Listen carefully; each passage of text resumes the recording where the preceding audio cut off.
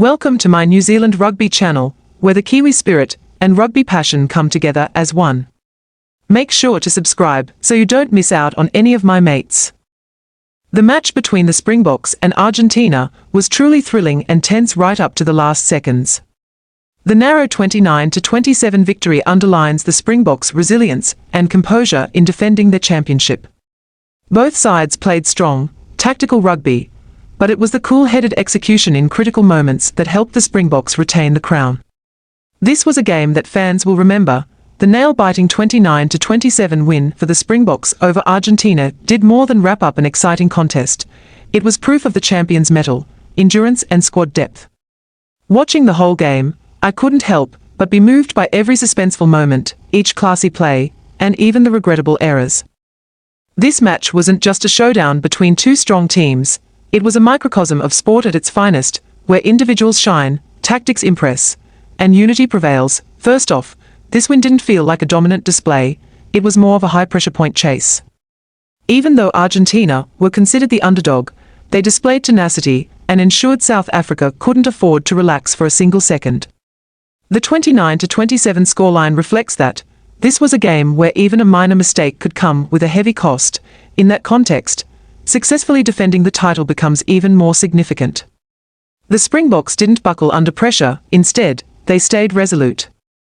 Seized opportunity where it came, and especially knew how to rise from individual errors. One of the things that impressed me deeply was the form of a few Springbok stalwarts. Malcolm Marx was rightly awarded man of the match. He not only sparked attacks, but acted as a rock in defence. Both of his tries came at crucial moments, not just widening the margin, but boosting the team's spirit. Marx showed that although he's a forward, he can be a game decider. Damian de Allende also earned my utmost respect.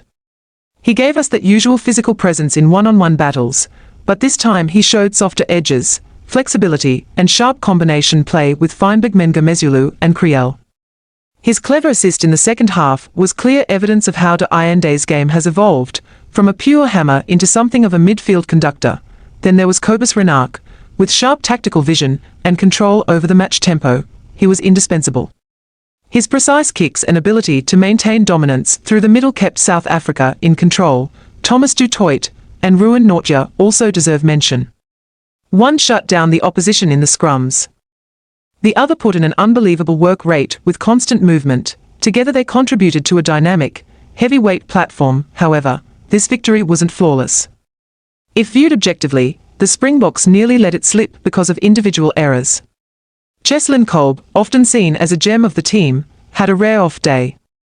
He made passing mistakes and erred too often in one-on-one contests and tackles. A player of his caliber and experience, it was disappointing he couldn't live up to expectations. Canan Moodie was another unfortunate case. Getting a yellow card early and failing to be sharp forced the coach to replace him right after half-time. Despite his huge potential, Moodie had an unlucky day, and that almost opened a window for Argentina to come back. Nevertheless, a major bright spot in this match was the remarkable growth of the younger players.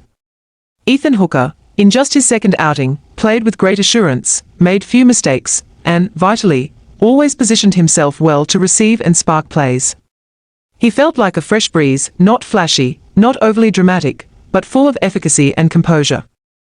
Likewise, Sasha Feinberg delivered a solid contribution. He may not have lit up the game as before, but he was sharp enough to hold the team's structure. His kicks were sometimes off the mark, but he stayed in control of the ball and looked dependable. What commands my highest admiration in the Springboks is not only individual talent, but organization and collective spirit. Every player knows their role and plays for the common goal. When Etzebeth was forced off with injury, the replacements, like R.G. Snyman, didn't degrade the team's quality. They slotted in immediately and contributed to the flow. Even the bench players, Jan Hendrik Wessels, Wilco Lowe or Quagga Smith, showed readiness and fighting spirit whenever called upon. They didn't spark a bomb squad effect this time around, but they fulfilled their roles admirably. After all is said and done, what stays with me is the aura of a true champion. In adversity, despite mistakes, the Springboks still found a way to win. They didn't let emotion run the show, they kept a cool head and a burning heart. This game is a vivid lesson on calm, fighting spirit, and dignity in high-level sport. No victory is easy, especially facing a fiery, disciplined, determined Argentina. But the Springboks proved why they deserve to keep the throne, because they have talent, squad depth, match experience, and above all, a never-yielding spirit. The 29-27 win is not just 3 points or a trophy, it's testament to steely resolve and the fighting spirit of the Springboks. In sport, victories don't always come from beauty or perfection. Sometimes they come from the ability to rise after errors, to seize the moment, and never give up. This match will linger for a long time in a fan's heart, not just for the narrow scoreline, but for the raw emotions, the bursts of joy, and the deeply human essence it carried. Thanks for being part of my New Zealand rugby journey. Don't forget to like, share, and subscribe so you won't miss any epic moments. Big thanks to all the fans.